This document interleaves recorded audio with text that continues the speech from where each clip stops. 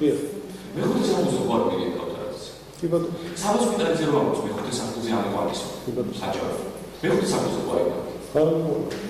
ამ საბჭოთა ზერვამოს ტრანს საჯარო. და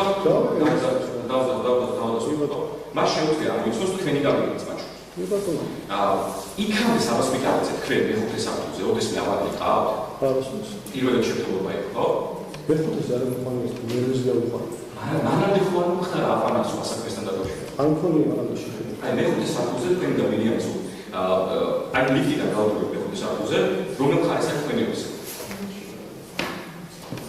ლიფტიდან მარცხნივ მარჯვნივ?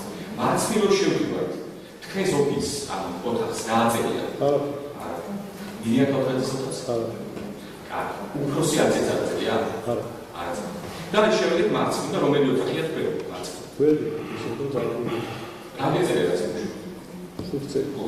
5 წელი მუშაობ და ვერდებით მარცხნიდან მერამდე ოთახია თქვენი? ვედი. მარცხნიდან მერამდე ოთახია მერიეს? აუც, მარცხნიდან. კარგი. და თქვენ ხართ მილიანის უშუალო დაქვემდებარებაში, ხო? კი, ხო. ვისი მოადგილე? კარგი. რამდენი წელი არის მილიანის? დაახლოებით 2. და ისე თქვენი უფროსი? კი ბატონო. მთელი ამ დღის განმავლობაში.